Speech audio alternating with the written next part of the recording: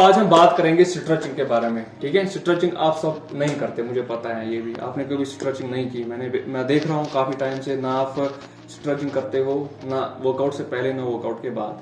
तो आज मैं आपको स्ट्रेचिंग की जो इम्पोर्टेंस है वो बताऊंगा, एंड कितने टाइप की स्ट्रेचिंग्स हैं एंड हमें कौन कौन सी करनी चाहिए वो भी मैं आज आपको बताऊंगा। तो सबसे पहले जो इम्पोर्टेंट चीज़ है, स्ट्रेचिंग क्यों ज़रूरी है। स्ट्रेचिंग से हमारी जो मसल की फ्लेक्सिबिलिटी है वो बढ़ती है। ठीक है, इंजरी मिनिमाइज हो जाती है, आपकी रिकवरी में बहुत ज़्यादा हेल्प करती है स्ट्रेचिंग।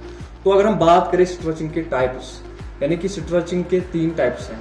एक जिसको हम डायनेमिक स्ट्रेचिंग बोलते हैं, दूसरे जिसको हम स्टैटिक स्ट्रेचिंग बोलते हैं, एंड तीसरा जिसको हम PNF यानी परसेप्टिव न्यूरोमस्कुलर फैसिलिटेशन।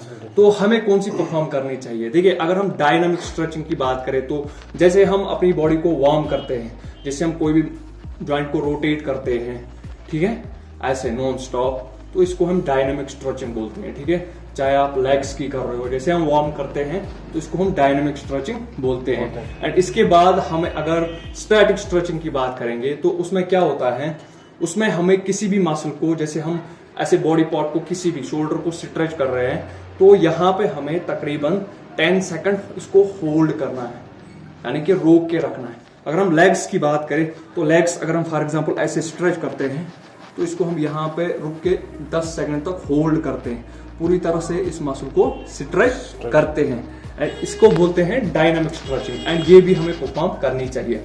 इसके बाद अगर हम बात करें लास्ट यानी PNF आप अकेले नहीं कर सकते, यानी कि आप खुद से नहीं कर सकते।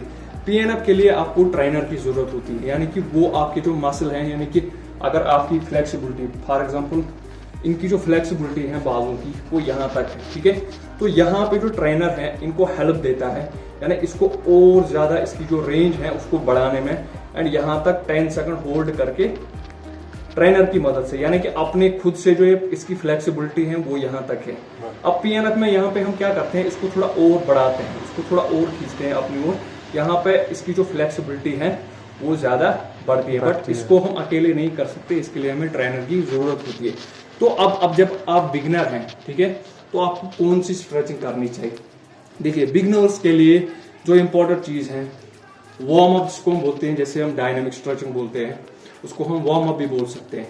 तो एक्सरसाइज आने से पहले आपने डायनामिक स्ट्रेचिंग जरूर करनी है, अपने एक एक जॉइंट को रोटेट करना है, ठीक है, एंड उसके बाद आप जो स्टैटिक स्ट्रेचिंग है वो भी परफॉर्म कर सकते हैं। इसको आप पहले वार्म अप में आप डायनामिक स्ट्रेचिंग कर सकते हैं, एंड एक्सरसाइज वर्कआउट करने के बाद आप स्टैटिक स्ट्रेचिंग कर सकते हैं। उसमें आपने क्या करना है, किसी भी मसल को होल्ड करके रखना है, जैसे आप कोई भी मसल को स्ट्रेच कर रहे हैं उसको आपने 10 सेकंड तक होल्ड करके रखना है। एंड जो PNF है वो आपको ट्रेनर के साथ करनी है, बट इसकी जो इम्पोर्टेंस है वो आपको मैंने बताई। क्या क्या इम्पोर्टेंस है आप बताओ, एक स्ट्रेचिंग की इम्पोर्टेंस, स्ट्रेचिंग कितनी ज्यादा जरूरी है।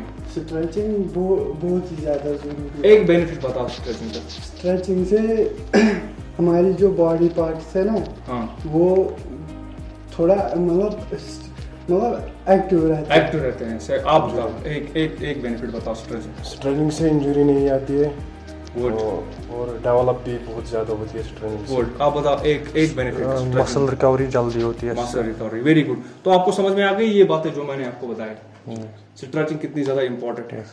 ओके, कहीं पे कोई डाउट हो तो बता देना, ठीक है। Okay, thank you.